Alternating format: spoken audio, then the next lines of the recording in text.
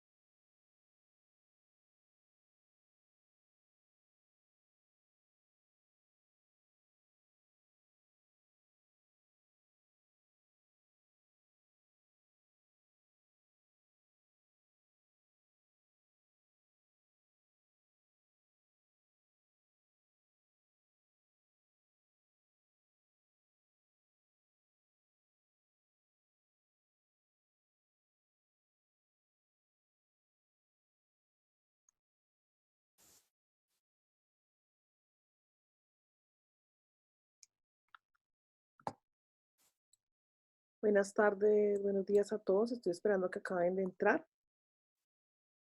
Ya empezamos.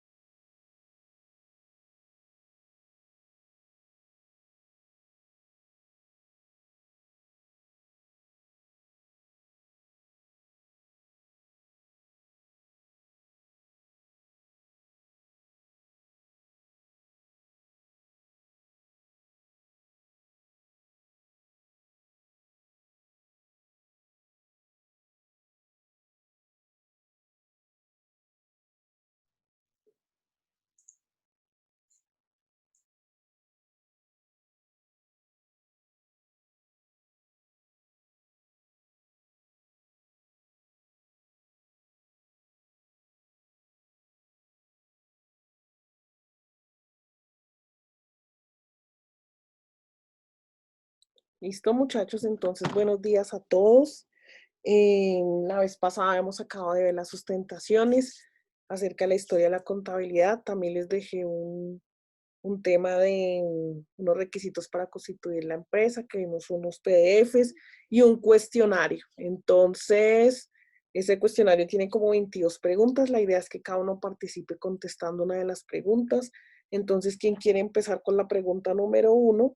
Que nos habla en la antigüedad quiénes hicieron los primeros registros contables? Entonces, los escucho. ¿Quién quiere ayudarme con esa primera? Profe, ¿puedo empezar yo? ¿Señora? ¿Puedo empezar? Sí, señora. Pues, profe, lo que buenos días, primero que todo. Díaz. Lo que yo investigué, profe, fue que quienes hicieron los primeros registros contables eh, existían desde los tiempos de Babilonia, debido a que estos emplean un sistema para llevar sus registros de contabilidad. Y en algunos escritos los egipcios anotaban en rojo las pérdidas y los romanos empleaban para llevar sus cuentas tablas de cera. Es Listo. lo que yo investigué. Bueno, ¿quién más, por favor? ¿Alguien que quiera complementar o contar? Yo, Sí, pues, señor, lo escucho. eh, los primeros en tener bases avanzadas de contabilidad fueron los chinos. O sea, ya después de que crearon como sí, una contabilidad fija, los chinos la lograron. La civilización china pudo avanzar más junto con la contabilidad. Listo. Julián David, ¿qué es usted? Julián David, mi apellido es David. Ah, perdón. Ya recordé. Listo, gracias. ¿Alguien más con esa primera pregunta? Complementar. Profe, yo, Andrés Rakira fue que me dijo primero. O sea, Andrés y luego sigue Estefanía. Gracias. Vale. Yo tengo que los primeros registros contables o partidas simples se hicieron en el periodo empírico, el cual abarca desde la antigüedad a la Edad Media. Se caracterizaba por el registro aislado de operaciones o partidas simples. Inicialmente fue destinada a complementar la memoria humana como consecuencia del incremento del comercio y la introducción de la numeración, para así generar un sistema de registros basados en libros llevado de forma más racional. Listo, muchas gracias. La compañera ahora sí, Estefanía. profe, yo tengo que los primeros registros contables también los hicieron en la civilización Mesopotamia, utilizaban las tablillas de arcilla donde tenían información de los registros comerciales. Listo. ¿Alguien más? Y ya cerramos la primera pregunta.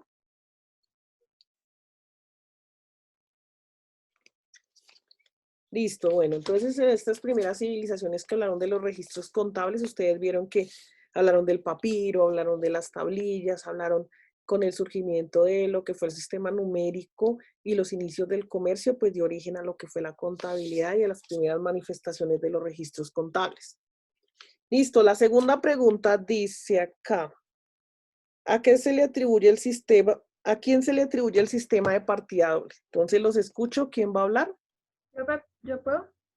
Sí, señora, ¿cuál es su nombre? Helen Forero. Listo, Helen. Pues yo encontré que la partida doble fue originada en Italia en el año 1494 por Fray Luque Pacioli, y Sí, pues él la implementó cuando publicó su primer libro, que pues hablaba sobre la contabilidad, y se titulaba Todo acerca de la aritmética geométrica y proporcionalidades. listo, bien, Helen. Profe, ¿Alguien yo más tengo quiere algo para agregar. complementar? Yo, ¿Quién? profe. Stephanie Campos. Sí, Pues yo señora. tengo que en un principio fue Benedetto con Trulli quien como que estableció el método de la partida doble, pero no lo llevó como una práctica. Y Ujú, ya más adelante fue Fray Luca Pacioli quien como que lo llevó a cabo. listo, sí, señora, eso es todo bien, ese aporte. ¿Alguno más? Y ya pasamos a la tercera pregunta.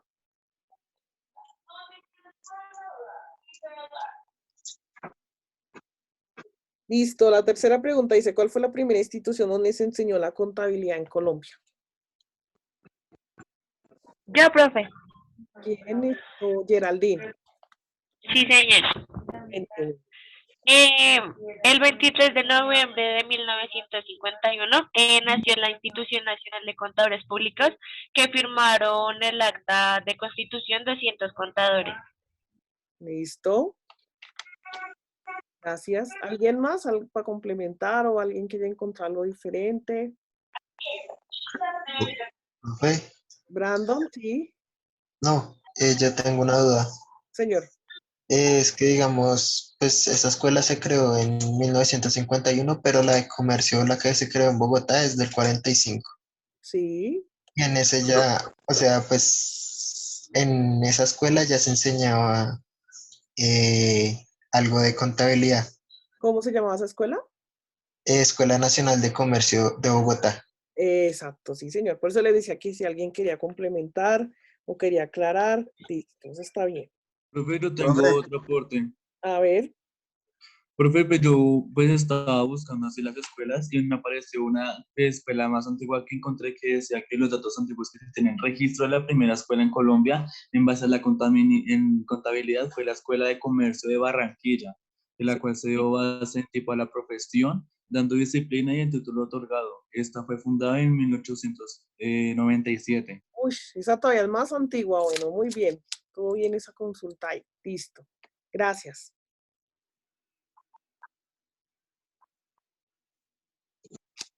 Listo, sigo con la siguiente pregunta. O sea, todas ellas las que nombraron, está bien, porque esa que nombró de Barranquilla, luego la de Bogotá, luego el Instituto Nacional de Contadores. Lo que pasa es que cada uno fue surgiendo, pero el Instituto Nacional de Contadores se creó fue con contadores, no que enseñaran, sino como la primera institución que existió en cuanto a la formación ya de los profesionales. Igual todavía está el Instituto Nacional de Contadores, como que ya yo incluso pertenezco al Instituto Nacional de Contadores como socio élite. Y es una institución que da interpretación de la norma, todos los procesos contables, todo el tema, por ejemplo, de lo que es interpretación de normas y demás. ¿Listo?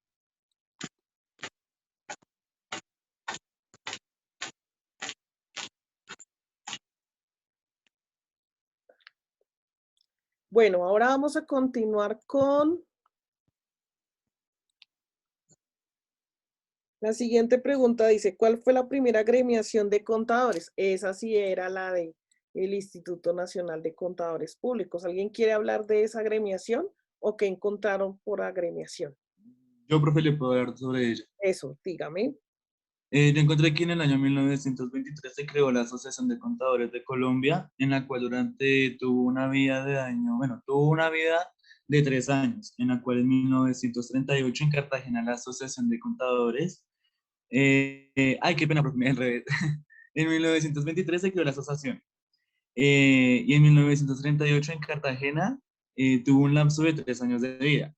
Sí. Estos se crearon en base para el futuro de la agremiación de la INSP, Instituto Nacional de Contadores Públicos, Sí. que ellos tomaron estas bases para poder formalizarlas y había futura. Listo. Muy bien. Luego yo también encontré que a fines de 1951, ¿no? Un grupo de estudiantes de la Facultad Nacional de Contabilidad y Ciencias Económicas promovió un movimiento universitario con el ánimo de construir organismos nacionales de contadores públicos. Listo, muy bien. Sí, señor. Digamos que a medida en que fue creciendo la contabilidad, se fueron generando diferentes organizaciones. Digamos que hoy el Instituto Nacional de Contadores Públicos ayuda a lo que es interpretación de normas, como que agrupa a todos estos contadores que junto con personas expertas, bueno, que son expertos en el área tributaria, en el área contable, hacen la interpretación de las diferentes normas, temas de capacitación. Otra institución que bueno, que apareció también y actualmente existe, es el Colegio de Contadores Públicos, que también pues le aporta a la formación de los contadores y da la interpretación de normas. Entonces también es importante que la tengamos en cuenta. Bueno, ¿qué es la contabilidad? Entonces, ahí sí, diferentes conceptos quiero escuchar. Entonces, ¿quién va a hablar? Yo, profe. Yo, Chano, Yo, profe. pero porque aquí están en Señor. fila. Angie Toscano. ¿Quieren Bueno, empezar, yo Angie, por encontré, favor? pues yo encontré que era un sistema de control y registro de los gastos e ingresos y demás operaciones económicas que realiza una empresa o entidad. Sí. Yes. Y listo. Brandon, Yo, profe. Yo, profe. Yo encontré que es parte de la economía que estudia estos sistemas o las distintas partidas que reflejan los movimientos financieros de una empresa o entidad. listo, muy bien. Andrés Ráquira. Ah, bueno, aquí lo tengo, pero no sé si va a hablar. Sí, profe, bueno, sí. La contabilidad es un sistema de información de las empresas para entender los negocios en términos monetarios de todas las operaciones y transacciones realizadas en un determinado periodo. Listo, muy bien. ¿Alguien más? Profe, yo Helen. encontré, sí, Sharon. que es un sistema de información que nos ayuda a registrar, identificar, clasificar, evaluar y analizar términos monetarios y financieros en una empresa para poder manejar su economía. Listo, muy bien. ¿Alguien más? Yo, Otra. Listo. Sharon. pues yo averigüé que la contabilidad es un sistema de control de naturalezas económicas que tiene como objetivo regular el tratamiento de la información económica, financiera y social que en el desarrollo del objeto social se genera en el entorno o al interior de la empresa o ente económico. Sí. Bueno, muy bien. ¿Alguien más? Yo, profe. Brandon. Es una ciencia o técnica que se encarga de llevar un control y de analizar la información financiera y patrimonial de una empresa. Listo, muy bien. Bueno, frente a esta pregunta, pues bueno, la contabilidad tiene como dos vertientes. Algunos la hablan como una técnica, otros la hablan como una ciencia. De todas maneras, tiene parte de las dos. Se habla como una técnica porque se fue aprendiendo a través del tiempo y tiene una serie de procedimientos que hacen que incluso una persona que no sea contadora pueda empezar a hacer el ejercicio o a desarrollar los términos contables. También se dice que es una ciencia, ¿por qué? Porque digamos, cumple todos los métodos y cumple todos los procesos para catalogarse como ciencia. ¿En qué sentido? En que puede verificarse, en que se puede comprobar, en que tiene una parte teórica, en que tiene normas que hacen que sea precisa, que sea exacta. Quiere decir que yo puedo decir si sumo esto con esto, pues me va a dar este resultado. Tiene la ecuación patrimonial, que son, digamos, fórmulas matemáticas. Ustedes saben que para que algo sea ley tiene que tener una hipótesis, tiene que ser comprobable, tiene que generar conocimiento. Entonces, prácticamente se está hablando de la contabilidad como aquella técnica que me permite a mí sistematizar todos unos hechos económicos. Digo, desde que se genera el hecho económico hasta que pasa por su proceso de registro, luego se sistematiza, se clasifica, se interpreta la información, se revisa la información y luego esta genera unos estados financieros sobre los cuales se hace una toma de decisiones. Entonces, por eso se habla de que empieza como una técnica, pero también termina como una ciencia, ¿sí? Entonces, tiene parte de las dos. En algunos debates dicen que es más una ciencia que una técnica, pero yo personalmente pienso que es una técnica porque aun cuando yo no era contadora, podía yo aprender la técnica. Ya lo que es la contaduría pública como tal, pues ya es la disciplina que recoge pues todo el ejercicio, firmar tener tarjeta profesional y obviamente dar fe pública sobre los hechos financieros y contables que genere la compañía. ¿Listo? Entonces ese cubre todos esos conceptos que ustedes han hablado, permite pues clasificar la información y lo más importante, la toma de decisiones. Listo, entonces, en un momentico. Seguimos con, ¿cuáles son los objetivos de la contabilidad? Ya, profe. Yo, profe. Yo, profe. En orden acá, a ver, Brandon está de primeras, a ver. Los objetivos de la contabilidad son proporcionar la información ordenada y sistematizada sobre el movimiento económico y financiero del negocio. ¿Listo? Ahora, Juan, Yo, profe. que alzó la mano. Juan Rodríguez. Yo. Establecer en términos monetarios la información histórica o predictiva de la cuantía de bienes, deudas y el patrimonio disponible de la empresa. Listo. Bien. Ahí, ya con esa. Ahora, ¿quién seguía? Me estaba hablando. Yo. Estefanía. Yo tengo que son controlar los recursos económicos, hacer seguimiento a los resultados obtenidos y determinar las cargas tributarias. Listo, bien. Geraldine. Profe, yo encontré que obtener en cualquier momento información ordenada y sistemática sobre el movimiento económico y financiero del negocio. Listo, bien. Sharon. Bueno, pues sirve como comprobante ante terceras personas de todos aquellos actos de carácter jurídico. Listo, bien. Stephanie.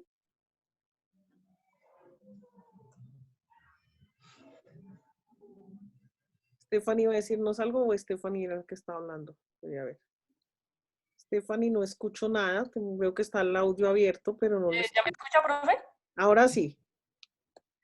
Pues yo tengo que mantener el balance o el equilibrio económico de una empresa, determinar las acciones económicas que están haciendo, que estén haciendo, que sean buenas para la empresa, contabilizar el aumento de activos y pasivos dentro de la empresa.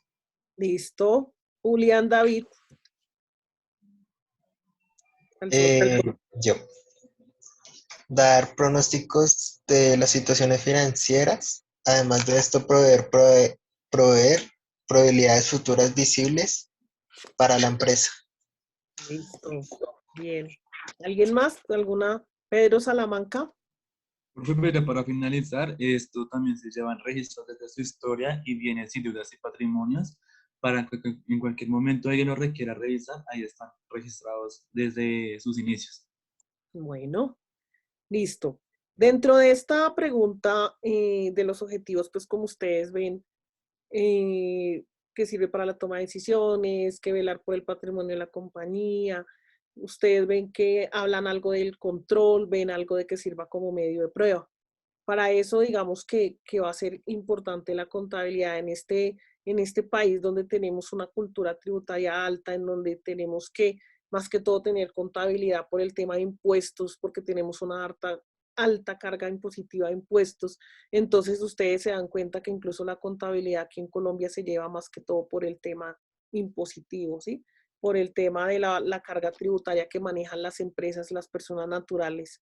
Que sirve como medio de prueba, sí, en caso tal de que haya una demanda en que se tenga que demostrar que se tenían unos registros contables. Por ejemplo, voy a hablar de una demanda laboral en donde se tenga que demostrar que a la persona se le pagaban sus prestaciones, que había un contrato. Entonces es donde la contabilidad sirve como medio de prueba ante un tema de fraude, ante un tema de evasión de impuestos. La contabilidad es la que sirve para demostrar que realmente se llevaban los registros y se cumplía tributariamente, en caso tal de que estemos buscando pues obtener la favorabilidad. En caso tal de que también seamos culpables, pues en ella se podrá ver si realmente hacíamos o no las cosas. Entonces, pues eso es uno de los objetivos de la contabilidad, que es como muchos de los que ustedes nombraron también. Bueno, tenemos, ¿qué es una empresa comercial o de servicios? Entonces, quiero escuchar los que no han hablado, por favor. ¿Dónde están? Quiero escucharlos. Como ya han hablado todos, Geraldine, Diana, Dana Lisca. ¿Qué contestó ahí? Dana. No está por ahí. Camilo García Reyes.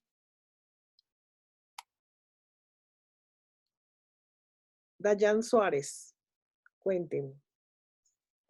Profe, bueno, entonces una empresa comercial son aquellas que se dedican a la compra o a la compra y venta de productos que bien pueden ser materias primas o productos terminados, pues que lo disponen pues para las necesidades de las personas. Pues eso fue lo que yo entendí. Listo, que es una empresa comercial y de servicios, ¿encontró que era? Son aquellas empresas organizadas que se dedican a la compra y venta de productos que vienen a ser de materias primas o productos terminados. Listo, bueno. ¿Quién más quiere aportar, por favor? Yo tengo otro aporte. A ver. Tengo que, pues son empresas que sí, efectivamente utilizan la compra-venta de productos, ya sea terminados, intermedios o en materia prima, y que como tal la función de ellos es ser como intermediarios entre el vendedor y el comprador. Listo, bueno. Pedro Salamanca. Profe, pues cabe aclarar de que ellos no pueden modificar las características de esos productos y pueden clasificarse en minoristas o mayoristas. Por ejemplo, un fruver es minorista y un mayorista puede ser como la compañía de telecomunicaciones, como Claro, en la cual vende productos ya fabricados y listos para la venta al público. Listo, muy bien. En tema, por ejemplo, de la parte comercial, siempre estará caracterizado por la compra y venta de productos. Quiere decir que yo no me dedico a hacer, la empresa comercial no se dedica a elaborar el producto como sería en una empresa industrial. Simplemente compra para vender, compra el producto terminado a un costo y lo vende a un precio, digamos, ya ganándole una rentabilidad. Entre ellos, ¿qué vamos a tener? Pues aquellas, digamos, las cadenas de almacén en donde ellos son compradores. Por ejemplo, estoy hablando de Falabella, estoy hablando de Alcosto, estoy hablando de este tipo de entidades en donde vemos gran cantidad de productos, pero estos son comprados por el almacén y son vendidos pues a otro precio. Esos son actividades comerciales. Hay empresas que hacen actividades de servicios, por ejemplo, el servicio de educación, como es el que, por ejemplo, Unigermana tiene. Entonces, la educación ustedes no la pueden ver, pero la están recibiendo a través pues, de las diferentes asignaturas. Es el conocimiento, es algo intangible. El servicio, por ejemplo, estoy hablando de los servicios públicos que nos ofrecen agua, luz, teléfono, internet, todo ese tipo de cosas que, digamos, están dados por algo que no podemos ver tampoco tan fácilmente, pero que se habla en donde una persona brinda un conocimiento técnico o un conocimiento profesional. Me refiero, por ejemplo, cuando yo le presto un servicio de contabilidad a alguien, ¿sí? Entonces ahí nadie está viendo, no puede tocar el servicio, pero saben que le estoy llevando la contabilidad, le estoy dando una asesoría, etcétera. Hay entidades, por ejemplo, como Claro, que tienen parte de las dos. Tienen parte comercial y tienen parte de servicios. ¿Por qué? Porque comercial, ¿a qué se refiere? Ellos compran los celulares, tienen un proveedor, tienen unos diferentes proveedores y los venden a los usuarios a través de un plan que también va a incluir una compra de un producto. Entonces tiene el producto como tal y el servicio, por ejemplo, de internet, ¿cierto? El servicio de datos de celular, todo eso haría parte como de los servicios que tiene la empresa. Entonces hay empresas que manejan las dos actividades. Bueno. Dice, ¿cómo se clasifican las empresas? Entonces quiero escucharlos a ver. ¿Cómo se clasifican las empresas? Ya, profe. A ver, Geraldine. Se clasifican en microempresa, que se ocupa de 1 a 4 trabajadores. La pequeña empresa se ocupan de 5 a 49 trabajadores. La mediana empresa se ocupan de 50 a 199 trabajadores. Y la gran empresa se ocupa más de 200 trabajadores. Listo, eso es de acuerdo al tamaño que tenga la empresa. Listo. ¿Qué más, Sharon? A ver. Bueno, pues yo averigüé que también se clasifican según su forma jurídica, que pueden ser individuales o sociedades. Sí. ¿Las individuales cuáles son? ¿O solamente escribió eso? Sí, solo es que la clasificación así. Listo, bueno. Profe, yo tengo un aporte. A ver, Andrés. Las empresas se clasifican según su actividad, número de socios y su tamaño. Sí, por favor. En actividad podemos encontrar las agropecuarias, las comerciales, industriales, mineras y de servicios. Sí. En su fin lucrativo o no lucrativo están las sin ánimo de lucro y con ánimo de lucro. Listo. Y según número de socios, las empresas unipersonales, las bien llamadas SAS, sociedades de personas y sociedades de capital. Y por su tamaño, las grandes, las pymes y las microempresas. Listo, muy bien. Profe, María Fernanda. sí señora, según la forma jurídica, pues las empresas individuales son las que si solo pertenece a una sola persona, o sea, esta responde frente a terceros con todos sus bienes y tiene responsabilidad limitada. Y las empresas societarias o sociedades generalmente son constituidas por varias personas. Listo, por ejemplo, como las sociedades anónimas, la sociedad limitada, etcétera. Julián David. Yo tengo, según su actividad económica, se clasifican por sector primario, que se centran en la utilidad de bienes o sea, por medio de recursos de la naturaleza. Sí. Por sector secundario, centra su actividad productiva en generar y transformar bienes en otros bienes más útiles. Sí, señor. Sector terciario se centra en el servicio y comercio, por ejemplo, el transporte, turismo y asesorías comerciales. Listo. También tengo otra clasificación según su ámbito de operación. Son empresas locales, regionales, o sea, empresas locales es una, regionales son otras, nacionales y multinacionales. Sí, señor. Y ya. Listo, gracias. Profe, yo tengo una aporte. ¿Quería hablar? Yo tengo un aporte a la misma que dio Julián. Sí. Que tengo que hay una que se llaman empresas extractivas que tratan todo lo relacionado con la explotación de recursos naturales. Hay otra que son las empresas comerciales que se encargan de la compra y venta de productos y ese tipo. Y la última que son empresas de servicio, como transporte, limpieza, salud, educación, pues, entre otras. Listo, gracias. Pedro Salamanca. Profe, pues escuchando los aportes de mis últimos dos compañeros, esto se me hace que es más relacionado a ese punto 9, cómo lo sería, cómo se clasifican las empresas según el derecho comercial.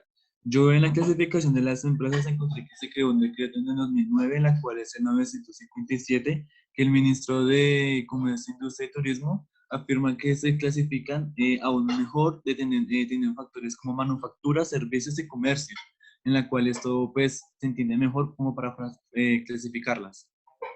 Listo, muy bien. Juan Rodríguez. Ahí a lo que dijo el último compañero que habló, yo iba a referirme a eso, y que las clasifican como micro, pequeña, mediana, y según si es de manufactura, de servicios o de comercio. Y va es por VT, que son las unidades de valor tributario. Listo, muy bien. No sé quién más quiera decir algo. Los que Michael Aguirre no ha dicho por acá nada. También yo tengo otro. David. Hay otra clasificación según su composición de capital. Son empresas privadas, si el capital está a manos de los particulares. Empresa pública, que el capital está a manos del Estado, o sea, el Estado controla esa empresa. Mixta, si la propiedad es compartida. Y empresa de autogestión es que el capital está en manos de los trabajadores. Listo, muy buena esa clasificación, excelente aporte. Entonces, bueno, a través de este tipo de empresas, pues podemos ver las diferentes clasificaciones según el sector, según la actividad, según el tamaño, según el destino del capital, ¿sí? Según las actividades que realiza, Entonces vemos diferentes clasificaciones. En cada una de estas clasificaciones de las empresas hay que llevar contabilidad. La contabilidad no va a ser diferente, pero en algunas sí, por ejemplo, va a estar supeditada o va a estar supervisada por algún tipo de entidad. Me refiero a que dentro de las entidades, por ejemplo, tenemos el sector financiero, como son los bancos, ellos van a estar, por ejemplo, vigilados por la superfinanciera. Las sociedades, por ejemplo, las sociedades anónimas, las sociedades SAS, anónimas simplificadas, van a estar vigiladas por las super sociedades, ¿sí? Y este tipo, lo quiero con esto de las superintendencias es que cada una de ellas maneja un catálogo de supervisión. Quiere decir que dentro del Plan Único de Cuentas, de acuerdo al sector que esté ubicada la contabilidad, pues ellos crearon un catálogo especial para darle un manejo a las cuentas. ¿Qué quiero decir con esto? Por ejemplo, si yo estoy en el sector financiero, pues muy seguramente mi contabilidad va a hablar de instrumentos financieros, de forwards, de operaciones repo, bueno, digamos, su plan de cuentas estará dividido en créditos a corto plazo, a largo plazo, tendrán que medir mucho los instrumentos financieros bajo NIF, bueno, todas ese tipo de diferencias. Si yo estoy, por ejemplo, en una entidad del sector solidario y esta entidad se dedica, por ejemplo, al otorgamiento de créditos, pues ustedes van a ver que no se habla de clientes, sino se habla de cartera de créditos, de cuentas por cobrar, pero ustedes no van a ver por allá la palabra deudores o no van a ver la palabra, por ejemplo, clientes, sino se va a hablar de cartera de créditos porque los asociados pues, son los propios clientes de la cooperativa, por decirlo así. Y vamos a ver en otro tipo de, por ejemplo, otro tipo de establecimientos como cuáles. Por ejemplo, las fiduciarias llevan otro tipo de contabilidad porque ellos lo que hacen es de hacer de intermediación entre los diferentes usuarios que la requieran, ya sea para manejar patrimonios autónomos, ya sea para manejar encargos fiduciarios. Entonces, dentro de sus planes de cuenta, dentro de su contabilidad, manejarán una contabilidad que está supeditada por el sector financiero, pero también manejarán unas cuentas de orden en donde van a llevar cada uno de los encargos fiduciarios, como ellas hacen de intermediación para garantizar la fe y confianza en un proceso o en un proyecto que se esté realizando, por ejemplo, como son los proyectos inmobiliarios. Entonces ellas tendrán que llevar unas cuentas de orden donde lleguen por cada encargo fiduciario que tengan, pues entonces ellos van a llevar una contabilidad. O sea, dentro de su contabilidad llevan varias contabilidades para garantizar que todos los proyectos que se realicen, pues digamos, se cumpla con el proceso. Otra contabilidad que vamos a ver, por ejemplo, es la contabilidad agrícola, en donde ustedes van a ver que donde los principales activos van a ser los emovientes o los activos biológicos hoy bajo NIF, todo el tema de plantas, todo. Ellos manejan el decreto 2649, pero lo adaptan de acuerdo también a sus necesidades.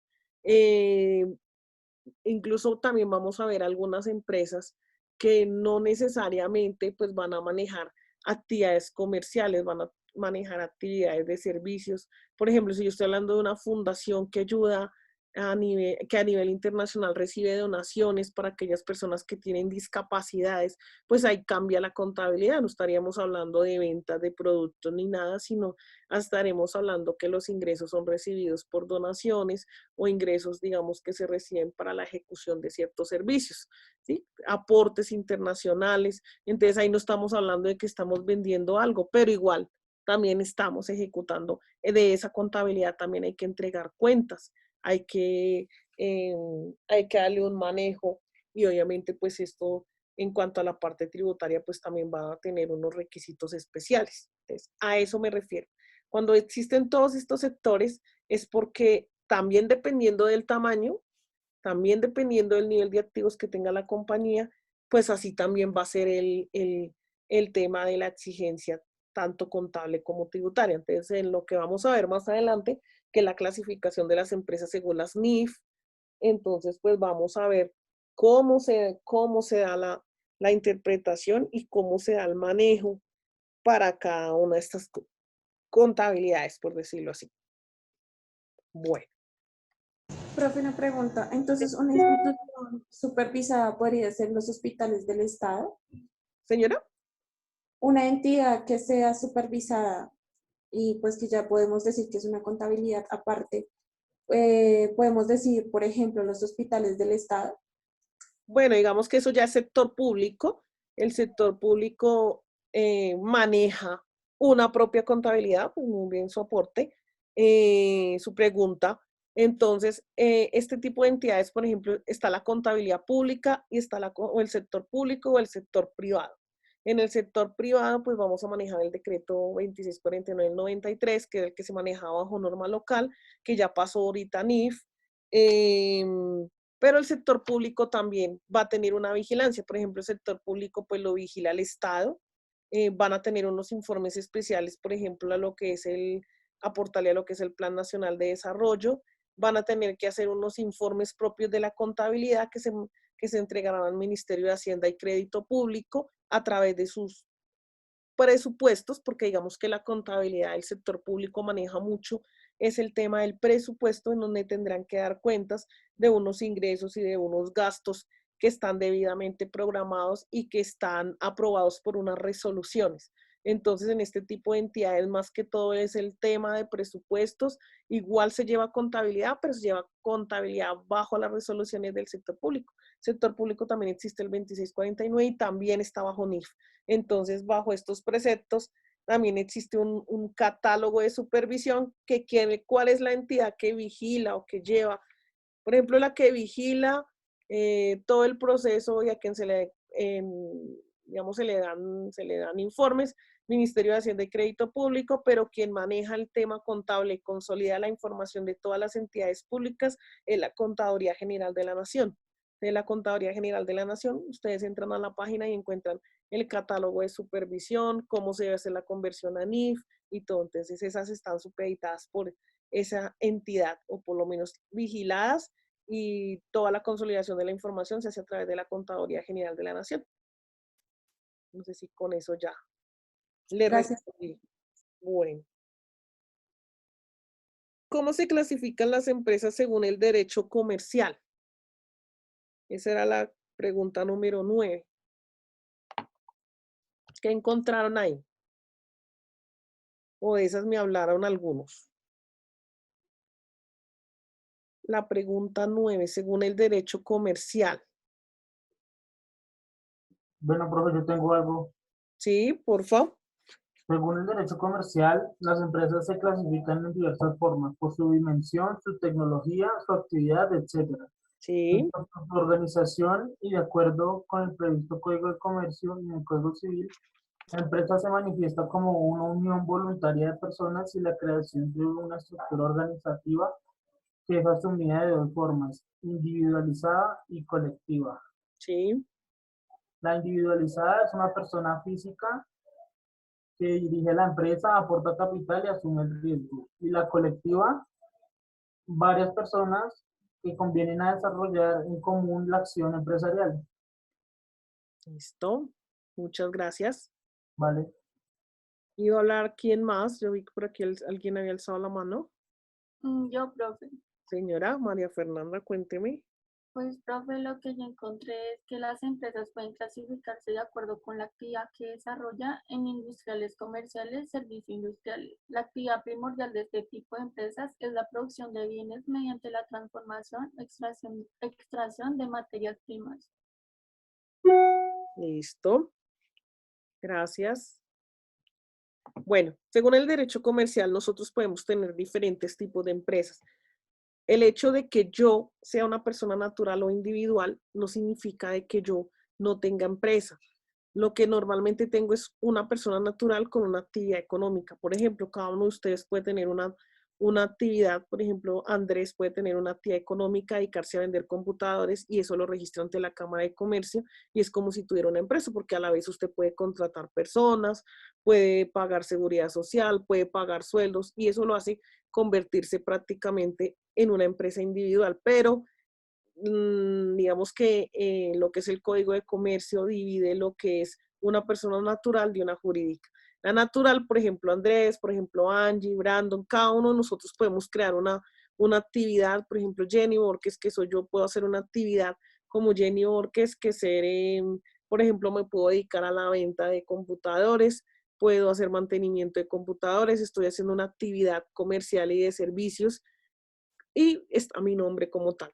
Ya la empresa jurídica es, por ejemplo, la conformación de todos, por ejemplo, Andrés, Angie, Brandon, Brian, Camilo, Sharon, todos decidimos crear una empresa que se llame Contabilidad General SAS, un ejemplo con el nombre de nuestra materia, ¿sí? Y con ellos le estamos diciendo Contabilidad General SAS, donde los dueños pues somos todos los que estamos aquí, ¿sí? Pero ninguno nos va a llamar a cada uno, sino nos vamos a denominar mediante una figura ficticia que se llama Contabilidad General SAS, donde ya no hay que nombrar Andrés, Angie, Brandon, Brian, Jenny, no, sino ya vamos a decir Contabilidad General SAS es la empresa que tiene sus dueños y somos cada uno de nosotros. Dentro de cada uno de esos dos ramos, cada uno puede ejecutar actividades comerciales, de servicios, financieros, ¿sí? Industriales. Nosotros podemos comprar materias primas y transformar esas materias primas en un producto terminado. Entonces eso también nos va a dar la categoría de empresa. Porque muchas veces pensamos que solo empresa es la persona jurídica, también empresa es la persona natural. Muchas veces la persona natural se pasa a una empresa ya por condiciones, digamos, de un mejor manejo con el cliente, el tema de impuestos, como darle más seriedad al tema de que estoy como empresa, dentro de mi empresa hay más socios, porque inclusive la figura de la SAS nos determina que, y es una de las más utilizadas en la actualidad, ¿por qué? Porque es una empresa, es una sociedad anónima pequeña que tiene unas características propias en donde inclusive se puede crear con un solo propietario. Por ejemplo, Andrés Ráquira puede crear una empresa que se llame, voy a decirlo así, Ejemplos SAS. La empresa se llama Ejemplos SAS. Y puede crear su empresa y solamente haber un solo dueño que es él. O podemos crear una empresa SAS, como les digo yo, Contabilidad SAS, Contabilidad General SAS, donde los dueños somos los 15, 18 que estamos aquí conectados. Entonces, esa facilidad de esa forma jurídica nos permite también trabajar el tema de empresa. Julián David me dice que está alzando la mano, quiere aportar. Sí, tengo una duda. Es que, pues, más adelante hay unas preguntas sobre pues, como las siglas del SAS y todo eso. Sí, señor. Y pues, según lo que yo entendí, pues, digamos, cuando uno le pone SAS, sí, es como decir que uno no quiere socios. O sea, es para evitar que personas se quieran asociar con uno. No, la figura de SAS significa Sociedad por Acciones Simplificada. La figura de SA significa Sociedad Anónima. Son las como las abreviaturas del tipo de sociedad con la cual usted va a crear. Porque una SAS, por ejemplo, se puede crear con una persona o se puede crear con los 18 que estamos acá en la empresa. Sí, digamos que lo que tiene la SAS es que deja crear con uno o con el número que usted determine de socios. En cambio, los otros tipos de sociedades, por ejemplo, en la SA, tiene que ser mínimo con 5 socios. Quiere decir que usted solo no podría formar una SA, ¿sí? Hablándolo en términos de eso. En la limitada, por ejemplo, es mínimo 2 socios, máximo 25. Quiere decir que aquí todos podríamos crear una limitada, pero si fuéramos 50 estudiantes no podríamos crear una limitada. Cuando usted dice que le coloco el nombre a la sociedad para determinar que no quiero que entre más nadie, eso lo va a determinar usted en sus estatutos. El hecho de que lleve esa composición de esa sigla, solamente lo que le está diciendo es el tipo de entidad que usted es. Por ejemplo, si usted dice SA, ellos ya saben que usted es una sociedad anónima con las características propias de la sociedad anónima. Si dice esa sociedad anónima simplificada, es una sociedad anónima más pequeña, se puede constituir mediante acta privada y puede componerse por uno o por varios socios. ¿Sí? Limitado en el tema de socios, limitado en el tema de aportes y así. Pero más que todo eso de SAS, limitada, sociedad en comandita, SA, EU, todo eso lo que va a decir es el tipo de sociedad, no si usted quiere vincular o no más gente. Eso lo va a determinar es en sus estatutos y en el tipo de sociedad que usted cree, más la sigla nos está indicando eso. Bueno. Profe, o sea que lo que tú nos acabas de explicar, nosotros podemos crear, digámoslo, protocolos o ciertos requisitos de nuestra empresa sin ningún problema. Sí, claro, digamos usted divinamente puede crear una SAS sola, no necesita a nadie más. Por eso hoy en día ustedes ven que todas las empresas las crean SAS, porque es muy fácil de crear, no necesita crearla a través de escritura pública, sino una acta privada de constitución. Usted solita crea su empresa. Entonces a eso pues me estoy refiriendo. Obviamente pues cada tipo de sociedad va a tener unos protocolos, un mínimo un número de socios mínimo, va a tener una distribución, por ejemplo, en temas de capital, con cuánto se puede constituir, cómo se va a manejar el tema de el tema de los aportes, si va a responder limitado, ilimitadamente. Más que todo ese va a ser el protocolo de cada sociedad que se crea, pero todas en su instancia, que es para lo que estamos viendo esta asignatura, todas van a tener que llevar contabilidad.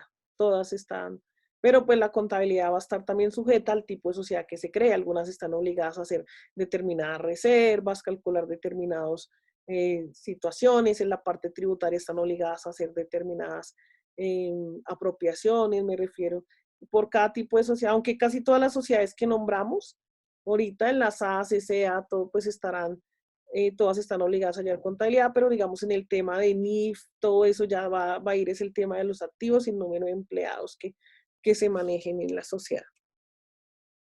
¿Listo? Bueno, continuamos. ¿Qué fin persiguen las empresas sin ánimo de lucro? Los escucho. Sin ánimo de lucro. Sharon. Pues estas empresas son entidades que se constituyen por la creación de 2 o más personas jurídicas o naturales encargadas de realizar pues de beneficencias a terceras personas o a una comunidad. La prestación de sus servicios no tiene ningún beneficio económico en sí para ellos. Sus fuentes económicas en lo principal son donaciones que son pues utilizadas para la reinversión y el mejoramiento. Listo, muchas gracias. Pedro Salamanca. Profe, el fin de ellos están basadas en el objetivo del y para el público, donde no tienen ideal del beneficio del sí mismo, sino que llevan el servicio al ciudadano.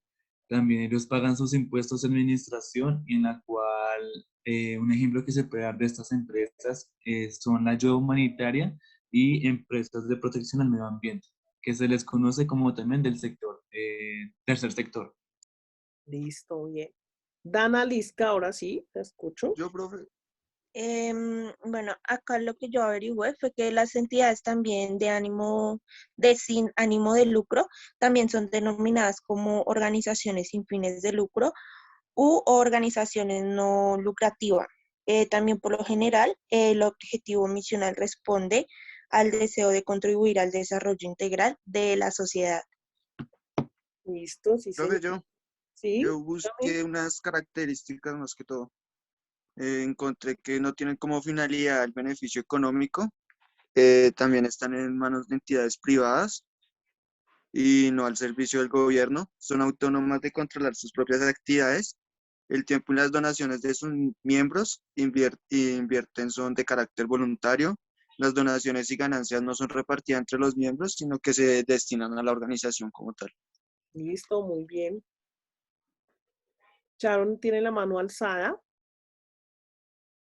No, es para bajarla. Bueno, listo. Entonces, ¿alguien más quiere decir algo sobre las entidades sin ánimo de lucro antes de que yo cierre con la conclusión mía? ¿No? Bueno, las entidades sin ánimo de lucro no significa que no ganemos. Eso no es un sinónimo de sin ánimo de lucro.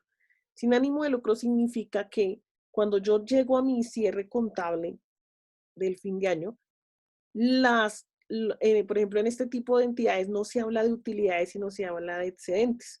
Quiere decir que yo tengo unos ingresos, frente a unos gastos me queda un dinerito, ¿cierto? Ese dinero no se coge y se dice, a cada uno le vamos a dar tanto de lo que quedó, que fue la utilidad. No, sino simplemente, bueno, os voy a hablar de lo que son las cooperativas, los fondos de empleados, las asociaciones mutuales, todo eso. Ellos lo que hacen es destinar primero todo a unas inversiones. ¿Qué quiere decir? Por ejemplo, las entidades sin ánimo de lucro o, por ejemplo, cooperativas, entidades que pertenecen al sector solidario, lo que hacen es decir, dentro de esos estatutos deben crear obligatoriamente como unos destinos a ese dinero. Esos destinos van a ser educación, solidaridad, proyectos de bienestar para los asociados. Entonces, lo que se hace con esa utilidad es distribuir entre unos aportes obligatorios que se deben hacer o a estos proyectos. Y finalmente queda otro 50% que la asamblea de asociados decide, bueno, vamos a comprar una oficina, o vamos a capacitarnos, o si ya en última dice, ya nos quedó esta plática, entonces ahora sí vamos a destinar cada uno de estos pesos a que aumenten los aportes con los que se crearon la entidad sin ánimo de lucro.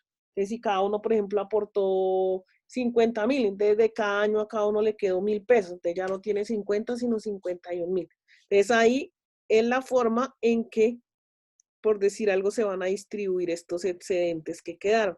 Muy diferente a una sociedad comercial, a una sociedad anónima, en una sociedad que maneja acciones, en donde a ellos no les importan los proyectos, ni la parte social, ni nada, sino dicen, bueno, tengo este capital, tenemos estas utilidades, a cada uno nos toca de a tanto. Y no van a decir 1,000 pesos, sino van a decir, a mí me tocaron 10 millones, 50 millones. Imagínense en entidades súper grandes cómo se toman las decisiones frente a eso. Y esas utilidades van a ir, se las entregan a los socios. Obviamente, pues también tienen que afectar una parte tributaria, de retenciones y demás, pero cada uno se lleva su plata, o por el contrario, acumulan sus utilidades para después ser repartida más adelante. Pero ahí no va el tema de la parte social.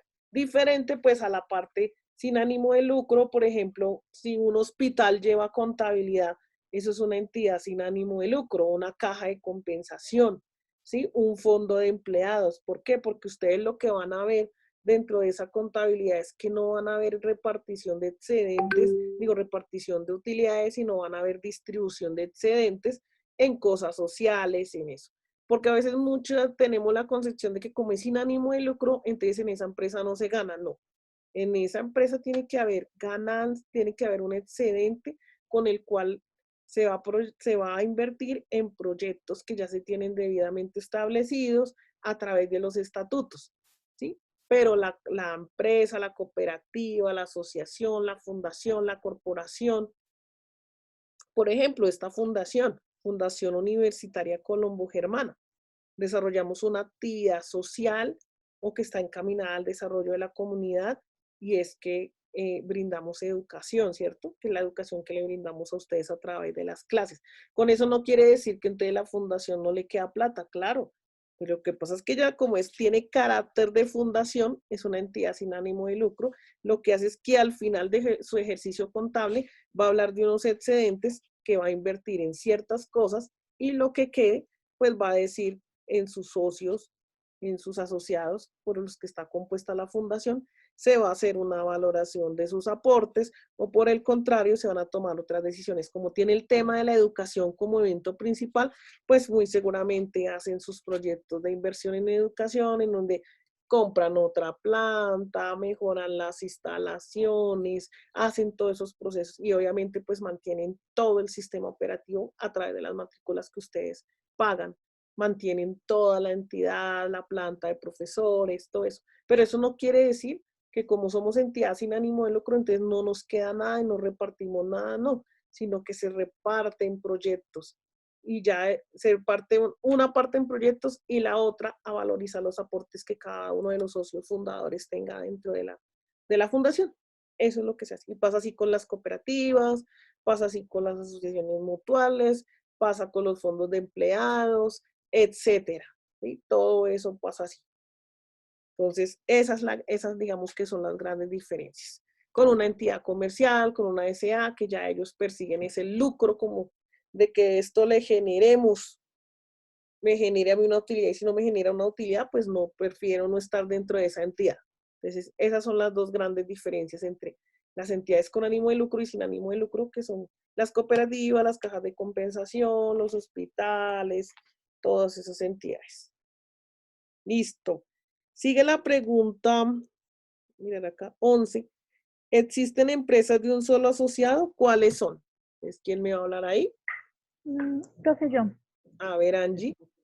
las empresas unipersonales que pertenecen a una sola persona que es dueña absoluta pues del negocio. Sí. ¿Sí? Entonces es una persona natural que pues puede tener un negocio como único dueño sin que exista una empresa como tal. Puede ser como en el caso de una persona que abre pues un restaurante y pues lo registra solamente en la Cámara de Comercio. Listo, bueno. ¿Quién más, por favor? ¿Ninguno más? Profe, pues yo tengo que es una empresa unipersonal que pertenece a una sola persona, Sí. que algunos ejemplos pueden ser clases particulares, escritor independiente, servicios de limpieza de casa, asistente virtual, paisajista y organizadores económicos. Listo. ¿Quién más? Profe, también tengo que, puede llamarse como tal una empresa unipersonal, es aquella donde una persona jurídica forma parte, pero distinta al dueño. Esto de donde los patrimonios van separados y cosa que no sucede en un establecimiento común y corriente. Eso tengo una duda, profe, no la entiendo bien ahí. ¿De un único dueño? ¿Patrimonio separado? ¿Es lo que me está diciendo? Sí, señora. Bueno, vamos a hablar aquí de la empresa unipersonal. Denme un segundito, aquí la traigo. No la voy a proyectar, pero sí les voy a contar. Listo.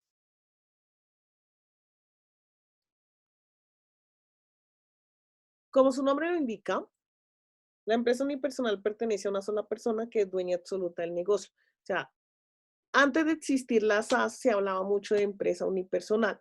Yo podía estar en una empresa con 3 socios y de pronto yo quería seguir mi misma actividad. Por ejemplo, tuve un caso una vez de un señor que tenía una empresa, voy a decirlo a ustedes, limitada. Y ahí habían 3 dueños. Entonces él quiso irse por cuenta él solo. Entonces, para no quedarse él solo como una persona natural con una actividad económica, que en el caso de él era una de impresión, creó una empresa unipersonal, en donde decía, por ejemplo, él le puso a la empresa Oroprin EU. Entonces sabíamos que Oroprin EU se dedicaba pues al tema de impresión, el señor tenía sus máquinas, tenía sus procesos de impresión, pero el único dueño era él. Entonces, ¿qué característica pues tenía esta empresa? Una de las características que tiene, dice, puede tener un negocio como único dueño sin que exista una empresa como tal, como en el caso, bueno, aquí dice que la empresa, espérenme un segundo, que la empresa, la persona abre un restaurante y lo registra en la Cámara de Comercio. Bueno, esa es una forma de empresa unipersonal. Y hay otra forma jurídica que se llama empresa unipersonal, o sea que tiene la sigla EU, que es otra que yo estoy hablando. Ya denme un momento y les digo acá. Está abriendo aquí un documento.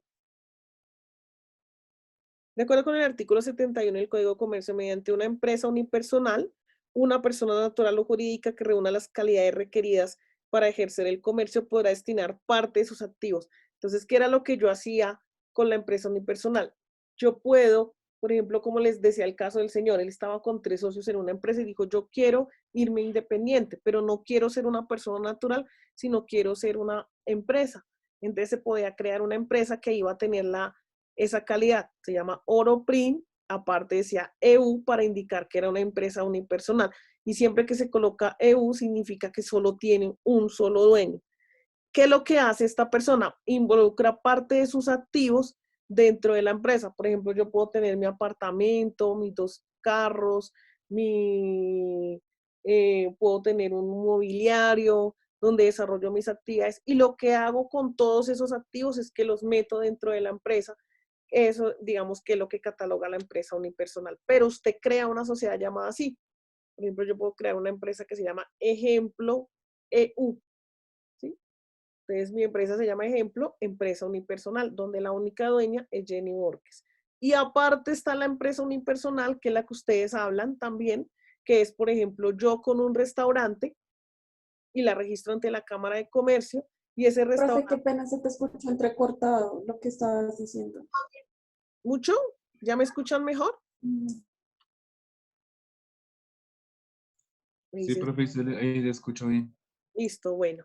Entonces, puedo hablar de la empresa unipersonal como que ya que también yo creo en donde, por ejemplo, Pedro puede tener un restaurante y él registra el restaurante ante la Cámara de Comercio y eso se puede llamar una empresa porque el restaurante lleva determinado nombre, pero no lleva ninguna sigla ni nada, sino es él con una actividad. Eso es una empresa unipersonal. Y la empresa unipersonal, que es la que yo les digo, que está determinada por la vinculación de los activos y yo creo una figura jurídica en donde yo soy la única dueña. Esas son las dos. Podrá destinar parte de sus activos para la realización de una o varias actividades de carácter mercantil. Una empresa unipersonal yo puedo desarrollar actividades de impresión, puedo dedicarme a los arriendos, entonces, pero la única característica que va a tener es que está creada por una sola persona. No sé si con eso ya. Esas son las dos grandes formas que tenemos de empresa unipersonal. Entonces vamos, empresa unipersonal como empresa y empresa unipersonal hablando de una persona que tiene una actividad económica. Esas son. Ahora sigue 12. ¿Cuáles son las principales características de una empresa SaaS? Entonces los escucho.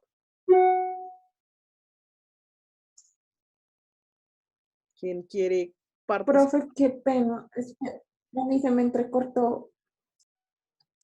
Quiere decir que cuando es unipersonal, la agrupación de activos y unipersonal cuando ya es una persona la dueña. Sí, lo que pasa es que en la empresa unipersonal usted puede crear una empresa que se llame,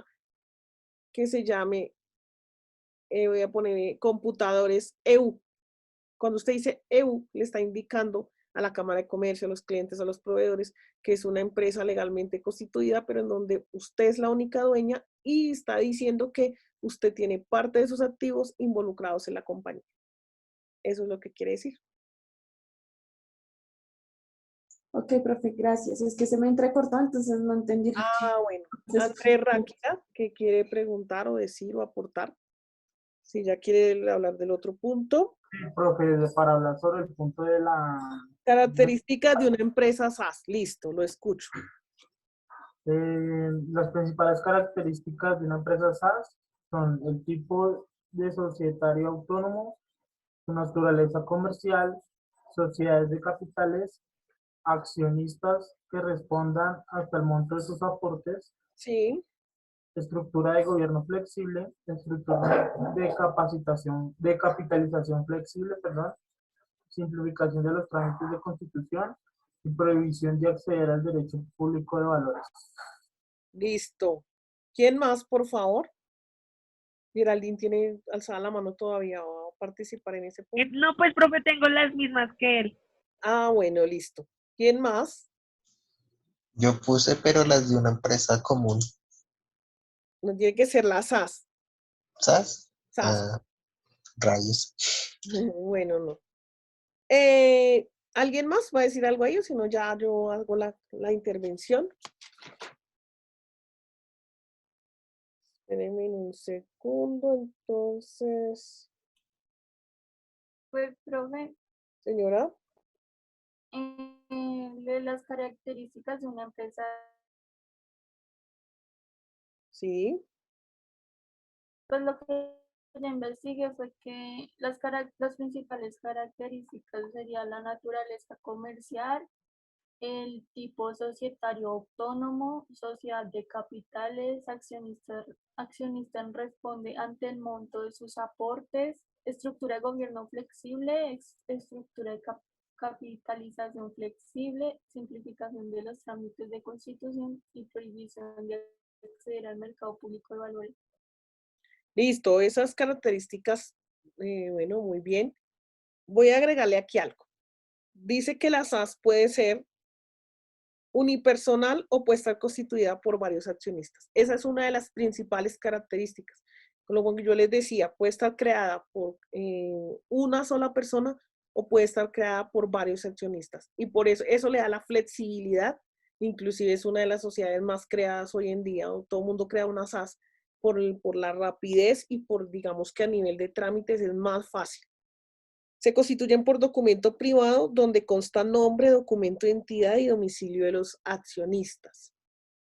Su término de duración es indefinido. El objeto social puede ser indeterminado para realizar cualquier actividad lícita. sea, este tipo de entidades se crean, usted puede desarrollar una actividad principal y dentro de sus estatutos coloca que puede realizar cualquier actividad. Quiere decir que cada vez que usted vaya a involucrar una nueva actividad económica, no tiene que estarle haciendo cambio a los estatutos, sino que el mismo estatuto dice que usted puede realizar cualquier actividad. Se limita la responsabilidad de los accionistas solo hasta el límite de sus aportes. Quiere decir que si yo aporté 10 millones, hasta ahí va la responsabilidad que yo tenga frente a alguna pérdida, frente a alguna situación. Sin importar la causa de la obligación laboral o fiscal en la cual se encuentre. Cuenta con voto múltiple, quiere decir pues que bueno, yo puedo en un determinado momento pues realizar mi voto. Me refiero pues que siempre todos pueden votar, pero en este caso habla del voto múltiple. Existe libertad de organización, entonces puede ser como ustedes la quieran crear, me refiero a que no tiene ese limitante de que tiene que ser una cosa, la otra, como digamos tienen algunas sociedades. La revisoría fiscal o la junta directiva no son obligatorias. Me refiero a que algunas entidades, por ejemplo, como la SA que se crea, tiene que de una vez obligatorio desde el primer momento tener revisor fiscal. La SAS, o sea, la SAS, tiene que tener revisor fiscal solo si usted cumple o pasa un monto de sus ingresos, por ejemplo, más allá de 3.200 millones anuales, para que usted esté obligado a tener revisor fiscal. Mientras usted no tenga ese monto, usted puede funcionar sin revisoría fiscal. El costo de la constitución de una compañía SAS depende del capital suscrito y de los activos. Este tipo de sociedad puede emitir cualquiera de las siguientes acciones: acciones privilegiadas, acciones de dividendo preferencial. O sea, el tema de las acciones es muy fácil de manejar. Digamos que una de las características también que tiene es que una persona emprendedora puede constituir una empresa con el objetivo de darle más credibilidad a su negocio. Entonces, como tiene esa característica que ustedes nombran, que es flexibilidad, pues la puede crear muy rápidamente. El empresario no se ve obligado a crear la junta directiva ni tampoco a cumplir ciertos requisitos como la pluralidad de socios, sino que si usted solo puede hacer su actividad económica. Mayor facilidad para contar con apoyo de fondos de capital de riesgo y capital semilla. Entonces, digamos que cuando se crearon las SAS, la idea era apoyar como todos estos temas que de pronto como persona natural yo no lo podía hacer.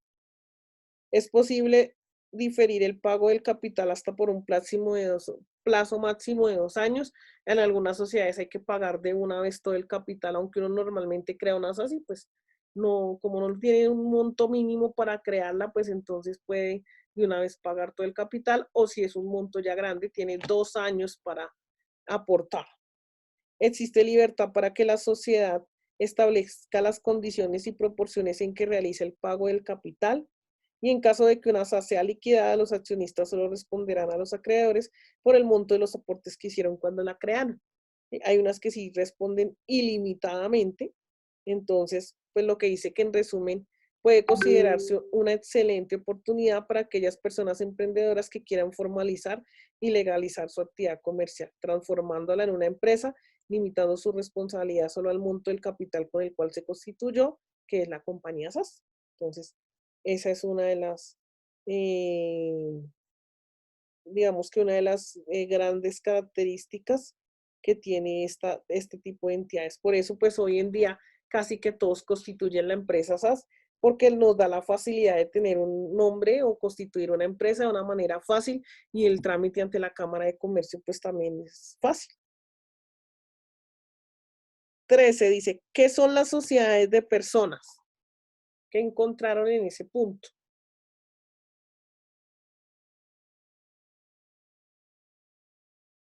¿Alguno que quiera participar, por favor?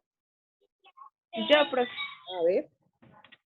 Me parecieron que son sociedad limitada, sociedad colectiva, sociedad de comandita simple, sociedad o empresa unipersonal y cooperativas. Exacto, sí señora, esas son las sociedades de personas. ¿Quién más quiere aportar en ese punto? Yo. A ver. En sociedades de capital la dijeron, sí, ¿no? Sí. En la sociedad anónima, los mínimos son 5 accionistas la sigla sería SA. Sí, En la sociedad en comandita por acciones, mínimo 5 accionistas y un socio gestor o colectivo. sí. Las siglas serían SCA. Sociedad comandita por acciones, eso es Sí. la sigla de eso. Sociedad por acciones simplificada, un socio o más, que es la que estamos hablando casi siempre. Y sociedad de economía mixta. También tengo la sociedad colectiva, que son máximo 2 socios y todos responden colectivamente por la empresa. Y ya. Exacto. Bueno, ¿qué es lo que va a determinar, por ejemplo, estas sociedades? La responsabilidad que se tienen. Ustedes hablaban de una sociedad en comandita. La sociedad en comandita se habla, por ejemplo, de un gestor y de unos comanditarios, de unas personas que ejecutan la labor.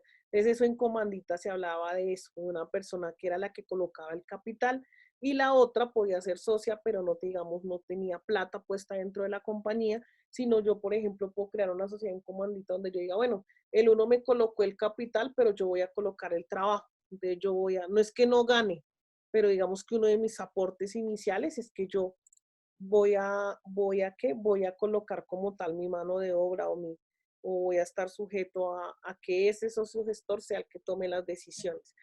Más que todas estas empresas se creaban, por ejemplo, en familiares. Aún existen sociedades en comandita. Comandita simple, comandita por acciones. Y lo que hacía, y se creaban entre empresas familiares, en donde pues los socios, los gestores pues eran los papás y por decir algo los comanditarios o los hijos, ¿sí? Porque los hijos pues realmente a quienes ellos les quedaba la empresa. Entonces los gestores pues son las personas que tienen la experiencia, que tienen todo el proceso, incluso tienen el dinero para crear la empresa. Pero entonces por eso se dividen en gestores y en los comanditarios, que son los que ejercen la actividad o aportan con su trabajo. Eso, digamos, la sociedad. La sociedad colectiva, entonces, lo que diferencia cada una de las sociedades es el número de socios con el que se crea y la responsabilidad que tiene frente a las obligaciones, frente a los aportes, que responden limitadamente, ilimitadamente, ¿sí? Limitadamente se refiere a que si yo tengo 10 millones, yo respondo frente a pérdidas, frente a demandas, hasta con el monto de mis aportes. Ilimitadamente quiere decir que independientemente de lo que yo tenga, cualquier situación, se me pueden ir a mí por mis activos y por otros, bueno, más que todo por los activos que yo tenga, ¿no? En caso tal de que yo entre ya en bancarrota de la empresa, le quede debiendo a la DIAN, le quede debiendo a los proveedores, a todo esto. Entonces, digamos que esas características son las que delimitan este tipo de sociedades. La forma en que se crean, la sigla y la forma de sus aportes, con lo que empiezan la sociedad y la forma en que trabajan son las que diferencian el tema de cada una de estas sociedades. Ahora continuamos con, ya nos quedan sin unos minuticos, ¿cómo se clasifican los usuarios de la información contable? Entonces, Helen alzó la mano. Sí, profe. Yo encontré que los usuarios de la información contable se clasifican por usuarios internos y usuarios externos. Sí. Los usuarios internos son los que conforman la empresa en cada uno de sus niveles y los externos son los que sin pertenecer a la empresa pueden acceder a información contable, pero de forma limitada. Listo. ¿Quién más quiere aportar? ¿Nadie más? Bueno, en cuanto al tema, ¿sí? ¿Quién va a hablar? ¿Julián? Yo, sí. Pues usuarios internos, el principal, pues propietarios toman la información de las actividades económicas para evaluar si invierten o no nuevamente. Sí. Después siguen directivos, gerentes y mandos medios que se encargan de tomar las mejores decisiones, las cuales favorecen a la empresa, ya sea estratégicamente o financieramente. En los usuarios externos, que tenemos a proveedores, acreedores y bancos, tienen la capacidad de obtener información de la solvencia que posee la empresa y asimismo esto puede ayudar a la empresa a la hora de requerir un préstamo. ¿Listo? Autoridades fiscales, Sí. estos están atentos de la información de la información contable de la empresa para asegurar que esté cumpliendo ciertos estándares ejecutados por estas entidades. instituciones de estadística obtienen la información sobre la producción que ejecuta la empresa. Y ya. Listo, bueno, estos usuarios internos y externos, como su palabra lo dicen, pues son las personas usuarias de la información contable. Los internos, como lo han dicho los compañeros acá, serán los socios, los jefes, los directores, todas las personas que están involucradas en el proceso empresarial. Los externos van a ser las entidades de control, la DIAN, la Secretaría de Hacienda, todos aquellos que nos están mirando cómo estamos ejecutando nuestra labor. El Estado inclusive es un usuario externo que nos puede pedir en determinado momento información sobre las compañías. ¿Por qué? Porque pues a través de los impuestos, a través de las diferentes superintendencias nos controlan. Entonces, estos van a ser los tipos de usuarios que va a tener la empresa. En casos, por ejemplo, de demandas, en caso de que tengamos que demostrar con nuestra contabilidad, otros usuarios de la información van a ser la fiscalía, las procuradurías, todo el tema, hablándolo en términos de demostrar la legalidad de las cosas. Bueno, Pedro Salamanca quería hacer algún aporte, alzó la mano. Sí, profe, tengo una pregunta. Como tal, tengo que los competidores dentro del el ámbito también adquieren productos de este como para buscar los fallos y ellos poder suplementarlos. Bueno, también tengo medios de comunicación en la cual ellos intentan también de buscar nuevas tendencias y darlas al público y el público en general. O sea, ¿eso hace parte de los externos o como tal no hace parte de ningún usuario? No, hace parte de los externos, porque de todas maneras hoy en día se maneja algo que se llama el benchmarking. No sé si conozcan ese término, que es cuando, por ejemplo, yo me comparo frente a otras entidades. Entonces, hacen estudios, por ejemplo, de cómo funcionan las SAS, entonces dedicadas a los servicios contables, un ejemplo. Entonces, hacen un estudio y para ello necesitan la información financiera de las empresas, que usted le dé información para saber cómo se comporta cada una, qué estrategias utilizan y cómo poder crecer dentro de una economía. Entonces, esos usuarios externos y particulares pueden utilizar la información contable de las compañías para hacer proyecciones, para hacer comparaciones, entonces hacen parte de los externos. Bueno. Vale, profe. Listo, muchachos. Entonces, ¿qué vamos a hacer?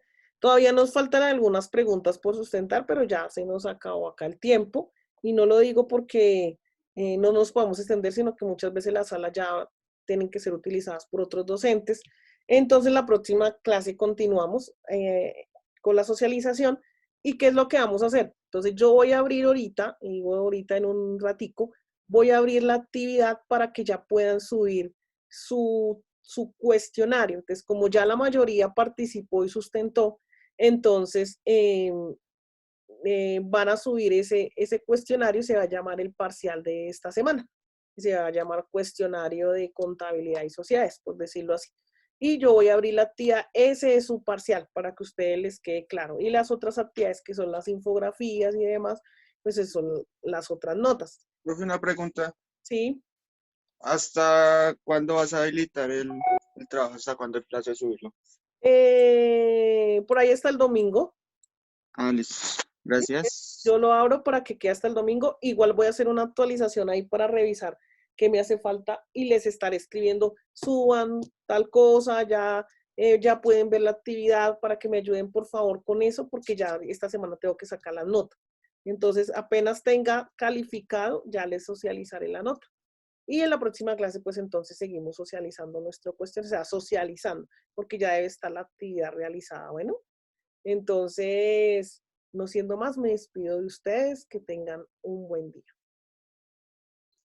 Profe, gracias. Buen día, profe, gracias. Hasta luego.